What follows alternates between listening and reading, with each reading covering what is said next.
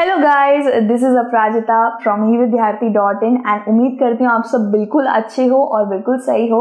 All my beautiful kids, you are all good and healthy. So guys, मैं बताना चाहूंगी, हम लोग कर रहे थे आपका chapter number 1 which was power sharing.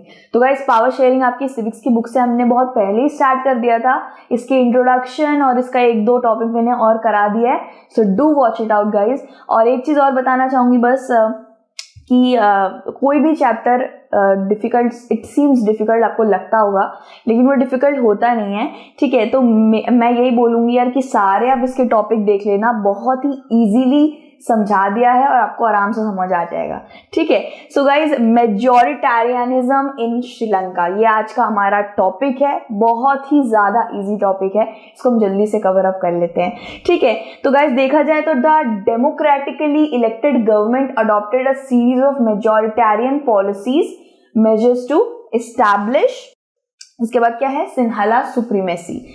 अब दोस्तों, मैं आपको पहले एक ग्लिम्स बताना चाहूंगी। हमने ना पिछले वाले टॉपिक में पता करा था कि श्रीलंका में कौन कौन से कम्युनिटीज रहते हैं, मतलब कौन कौन से स्पीकिंग लैंग्वेज वाले कम्युनिटीज रहते हैं। तो सबसे पहले का हमने पढ़ा था 74%। ये लोग कौन थे गाइस? ये थे सिन्हाला स्पीकर्स, सबसे ज्यादा मेजॉरिटी में ये लोग ही थे। उसके बाद था 18% कौन थे? श्रीलंकन तमिल्स थे, ठीक है।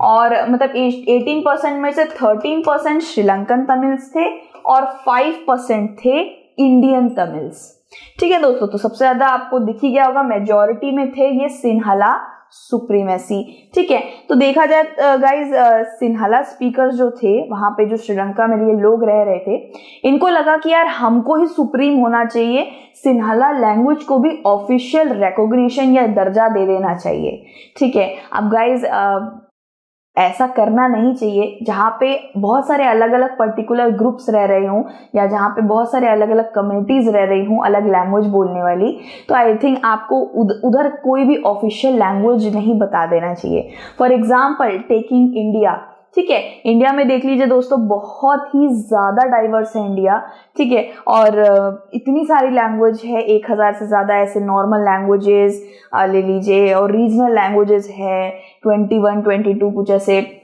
रिकॉग्नाइज्ड लैंग्वेजेस है। ऑफिशियल लैंग्वेज है ही नहीं भारत में, ठीक है। इंग्लिश को एडमिनिस्ट्रेटिव लैंग्वेज बोल दिया गया है। तो गाइज, ये बहुत अच्छा इनिशिएटिव लिया गया भारत में कि कोई ऑफिशियल लैंग्वेज बनाई ही ना जाए, किसी के सेंटिमेंट्स को ना ठेस पहुंचाई जाए। लेकिन यहाँ पे ऐसा ही हुआ गाइस, कुछ इस तरीके से सिन्हाला लैंग्वेज को एक बहुत ऑफिशियल लैंग्वेज का दर्जा इन लोगों ने मांगा, ठीक है। अब गाइस, एज यू नो, यहाँ पे सिन्हालाज ही नहीं रह रहे थे श्रीलंका में, यहाँ पे 13% श्रीलंकन तमिल्स भी थे, तमिल्स, एंड 5% इंडियन तमिल्स भी थे, ठीक है। मतलब यहाँ पे सिन्हाला लैंग्वेज को ज्यादा रिकॉग्निशन दे दी जा रही है, तो तमिल लैंग्वेज का क्या होगा, तमिल बोलने वालों का, ठीक है। तो उन्हें थोड़ी सी ठोस पहुंची थी और ठेस पहुंची थी, ठीक है, ठेस पहुंची थी। और माफ करना दोस्तों, उससे मैं इधर उधर निकल जाता हूं, ठीक है। तो the governments followed preferential policies that favours Sinhala applicants for university position and government jobs. Guys, एक चीज हमें दिख ही रहा था कि भाई ऑफिशियल लैंग्वेज बनाया जा रहा था सिन्हाला को, लेकिन यहाँ पे और दिखने लग गया कि यहाँ पे तो और भी ज्यादा डिस्क्रिमिनेशन बढ़ने लग गया था दो बाकी लोगों के तरफ। वो ऐसा कि यहाँ के जो जितने भी सिन्हाला लोग होंगे, समझ लीजिए मैं सिन्हाला लड़की हूँ, सिन्हाला मेरी कम्युनिटी है लैंग्वेज, तो वहाँ पे मैं जॉब लेने जाऊंगी या यूनिवर्सिटी में एडमिशन लेने जाऊंगी ना, तो मुझे दे दिया जाएगा। लेकिन अगर कोई तमिल जा रहा है तो आई थिंक उसके खिलाफ थोड़ा सा भेदभाव होना शुरू हो गया था। सो इनको गवर्नमेंट जॉब्स दे दी जा रही थी, यूनिवर्सिटी में अच्छी पोजिशन दे दी जा रही थी, इनको कोई भी जब भी अप्लाई कर रहे थे सिन्हाला कम्युनिटी वालों को, इनको कभी दिक्कत ही नहीं हो रही थी। दिक्कत जो हो रही थी वो हो रही थी दूसरे लोगों को, ठीक है। सो द डिसीजंस, ठीक है, decisions gradually increase the feeling of alienation among the Sri Lankan Tamils. अब गाइज, वहां पे जो गवर्नमेंट थी वो सिन्हाला गवर्नमेंट ही थी, सिन्हाला स्पीकिंग लोगों को कितना ज्यादा दर्जा दे रही थी। ये इस वजह से लोगों को, जो वहां पे श्रीलंकन तमिल लोग रह रहे थे और इंडियन तमिल्स रह रहे थे, इन लोगों को बहुत ही ज्यादा ठेस पहुंची। उनको लगा कि हम एलियनेट हो गए, यानी कि एलियनेट समझाऊंगा इस, तो जब पूरी फैमिली जब डिनर पे जाती है और आपको अकेला छोड़ जाती है, यहीं पे घर पे बैठ दो, तो बहुत बुरा फीलिंग होती है यार, सीरियसली बता नहीं सकती, लेकिन काफ़ी बुरी फीलिंग होती है। मतलब बिल्कुल मेरे साथ एक बार हुआ था यार, मेरे घर में आइसक्रीम आई थी, ठीक है, और मुझे उठाया भी नहीं मम्मी ने, और ये सारी वो आइसक्रीम है सारे मेरा भाई बहन मम्मी पापा सब चट कर गए, मुझे दिया भी नहीं था। मैंने बोला तो मैं तुम्हारी बेटी नहीं हूँ क्या? तो यार मेरे को बहुत गंदी फीलिंग आई थी। और इनको भी ऐसा, इनको तो बहुत ही ज़्यादा लग रहा होगा गाइस, यूनिवर्सिटी में अप्लाई करने जाते होंगे तो नहीं तुम तमिल हो, ठीक है। तो द श्रीलंकन तमिल्स लॉन्च्ड। अब गाइस श्रीलंकन तमिल्स ने ये ठान लिया था कि अब उनको भी रिकॉग्निशन चाहिए, ठीक है। तो हम आगे स्टेप्स पढ़ेंगे कि उन्होंने क्या किया, लेकिन सबसे पहले ये थोड़ी सी, आई थिंक ये थोड़ी ज़्यादा स्ट्रेच पिक्चर है, ये आपकी बुक से ही उठाई है मैंने। बुक में अभी यार खोल के देख सकते हो आप, बुक के अंदर यहाँ पे देख सकते हो सिन्हला येलो कलर में है, ठीक है। सिन्हलाज आप देख सकते हो, 74% श्रीलंका पूरी सिन्हला स्पीकिंग लोगों से भरी हुई है। श्रीलंकन तमिल जो है वो रेड कलर के एरिया में है, यहाँ पे आप देख सकते हो, नॉर्दर्न पार्ट और ईस्टर्न पार्ट में सबसे ज्यादा है। उसके बाद आ जाते हैं इंडियन तमिल्स। इंडियन तमिल्स यहाँ पे आपको दिख जाएंगे, ये श्रीलंकन तमिल से भी कम है इंडियन तमिल्स। और फिर मुस्लिम आ जाते हैं दोस्तों, ये मुस्लिम आपको जो डॉट दिख रहे हैं ना, ये मुस्लिम है, ठीक है गाइस। तो यहाँ पे देख सकते हो कि सबसे ज्यादा सिन्हला स्पीकिंग लोग ही श्रीलंका में बसे हुए हैं, ठीक है। बाकी जितने भी पर्टिकुलर बाकी जो कम्युनिटीज है वो कम है, ठीक है। सो पार्टीज एंड स्ट्रगल्स उन्होंने स्टार्ट करना शुरू कर दिया, उन्होंने नई नई पार्टी बनाना शुरू कर दिया, वो स्ट्रगल करने लग गए, वो एजिटेट करने लग गए कि भाई हमें भी रिकॉग्निशन दो, हमने क्या गलती करी है। और उन्होंने ये भी बोला, उन्होंने एक्चुअली इक्वल राइट ही मांगा था guys, which is not a bad thing. Equal right सबको चाहिए होता है, मतलब ये हमारे भारत में एक बार देखा जाए तो जब सारे दलितों के साथ ऐसा होता था गाइज, दलित को, वो भी तो इंसान ही थे, बट उनको बुरा लगता था कि उनका छुआ हुआ भी नहीं खाया जाता था।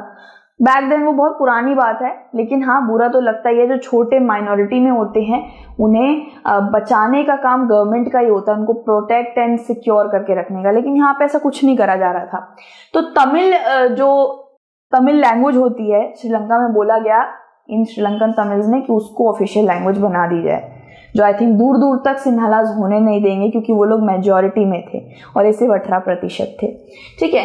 सो गाइज इन्होंने ऑटोनॉमी मांगी, इन्होंने इक्वल अपॉर्चुनिटी मांगी, इन्होंने बोला जो भाई जॉब वॉब दे रहे हो, एजुकेशन दे रहे हो, उनको दे रहे हो, हमको भी दे दो, ठीक है। तो 1980s के वक्त की बात है गाइज। 1980s के वक्त में बहुत सारी पॉलिटिकल पार्टीज, ऑर्गेनाइजेशन, बहुत सारी चीजें फॉर्म होने लगी श्रीलंकन तमिल्स के द्वारा, क्योंकि उन्हें दिख रहा था ना कि भाई अब ये हमारे साथ इतना भेदभाव कर रहे हैं तो हमें खुद को तो स्ट्रांग बनाना पड़ेगा, हमें भी पॉलिटिकल पार्टी सामने लानी पड़ेगी, ठीक है। तो इन्होंने धीरे धीरे करके इन्होंने एक पर्टिकुलर चीज डिमांड करी, which was independent Tamil Eelam. Eelam का मतलब स्टेट होता है दोस्तों। इन्होंने बोला अब हमें एक इंडिपेंडेंट तमिल स्टेट दे दो भाई, एक राज्य हमारा अलग ही कर दो, ठीक है। लेकिन इसको भी डिनाई कर दिया गया, इसको भी नहीं देखा गया। मतलब इन्होंने ये चीज बोला था कि हम लोग श्रीलंकन तमिल, इंडियन तमिल, हम लोग नॉर्थ पार्ट में बहुत सारे हैं और ईस्ट पार्ट में बहुत सारे हैं, तो हमें पूरा नॉर्थ और ईस्ट पार्ट ही हमारा बना दो। लेकिन श्रीलंकन्स ने इसको डिनाई कर दिया, जो सिन्हली स्पीकिंग थे। It soon turned into civil war, ठीक है। ये इस पे मूवीज भी बहुत बनी है गाइज, मेरे को नहीं पता यार आपने देखा नहीं देखा, फैमिली मैन 2 देखा, मेरे को पता है सबने देखा है, ठीक है। फैमिली मैन की सीरीज है 2, सीजन 2 में मैं कोई स्पॉन्सरशिप नहीं कर रही, लेकिन मैंने भी देखा है, तो उसके अंदर इसी के ऊपर, इसी से रिलेटेड था, ठीक है। और भी है यार, शायद मद्रास कैफे, वो भी मूवी बहुत बढ़िया थी यार, Madras cafe. It was like a boring movie, बहुत लोगों को बोरिंग लगी होगी, बट काफी ज्यादा रिच थी इन्फॉर्मेशन में। तो आप इन लोगों को एक बार ट्राई कर सकते हो, इसके ऊपर आपको थोड़ा बहुत आइडिया मिल जाएगा कि उस वक्त पे क्या क्या हुआ था। सो गाइज सिविल वॉर छिड़ गया था। गाइज सिविल वॉर किसको कहते हैं? सिविल वॉर आसान सी बात है, एक कंट्री ले लीजिए, भारत को ही ले लीजिए, ठीक है। मैं भारत को ही बार बार लूंगी क्योंकि मुझे वही कंफर्टेबल लग रहा है। भारत के अंदर समझ लीजिए 2 कम्युनिटी रहती है, दोनों ही भारतीय हैं लेकिन एक दूसरे से लड़ रही हैं। This is called civil war. Like एक ही कंट्री में रह के 2 ग्रुप्स एक साथ लड़ते हैं तो इसको सिविल वॉर कहा जाता है।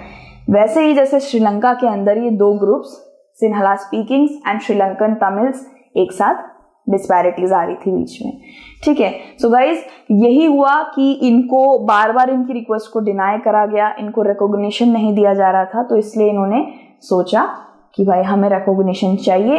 दैट्स वाई उन्होंने पॉलिटिकल ऑर्गेनाइजेशन ये सब करना, विद्रोह करना शुरू कर दिया था, ठीक है दोस्तों। यहां से हमें पता चला कि किस तरीके से ये जो मेजॉरिटेरियनिज्म था ना श्रीलंका में बहुत ज्यादा बढ़ा हुआ था। मतलब जो मेजॉरिटी में जो लोग रहते हैं डजंट मीन आपके पास बहुत सारी पावर आ गई, ठीक है, मेजॉरिटी में हो, लेकिन माइनॉरिटी ग्रुप्स को यानी आपसे छोटे कदबे के ग्रुप्स को आपको कुचलना भी नहीं चाहिए। आप मेजॉरिटी में हो तो आपको उनको प्रोटेक्ट करना चाहिए, ठीक है। जैसे मेरी बड़ी बहन है, ठीक है, और मैं उससे 7 साल छोटी हूँ, बहुत ही ज्यादा। मैं माइनॉरिटी हूँ, मेजॉरिटी तरह से ले लीजिए। अब वो मुझे मारेगी, पीटेगी, कुचलेगी, भाई मैं विद्रोह करूंगी, जरूर करूंगी। कोई सहेगा थोड़ी ना, कितने साल तक, कितने वक्त तक सह लेगा, तो मैं भी उसको पेलूंगी। मैं भी माँ, ये मतलब पहले होता था ये सब, अब तो नहीं होता है, ठीक है। भाई बहन का तो जानते यार होता रहता है। तो वही बात है गाइस, प्रोटेक्ट करना चाहिए उसको, मेरी मम्मी की तरह रहना चाहिए, लेकिन वो मुझे मार रही है वो सही नहीं है, ठीक है। इसके बाद वाला जो टॉपिक आएगा वो है एकोमोडेशन इन बेल्जियम। हम यही कर रहे हैं guys, Sri Lanka Belgium, Sri Lanka Belgium, 2 major खिलाड़ी रहेंगे ये, और इसी के ऊपर पूरा चैप्टर है, ठीक है। तो यहाँ हमने श्रीलंका के बारे में पढ़ लिया कि वहां कैसे तनाव बढ़ रहा था, बेल्जियम के बारे में भी पढ़ लिया कि कैसे डच और फ्रेंच कम्युनिटीज के बीच में तनाव बढ़ रहा था, और अब हम फिर से बेल्जियम पे आएंगे दूसरी वीडियो में। यार अलविदा लेते हैं आपसे इस वीडियो से, और डू कमेंट, ओके। एकदम मतलब धमका नहीं रही यार, लेकिन कमेंट कर देना, आपके कमेंट मुझे बहुत मोटिवेट करते हैं, ठीक है। So God bless you everyone, जय हिंद, take care and peace, bye bye.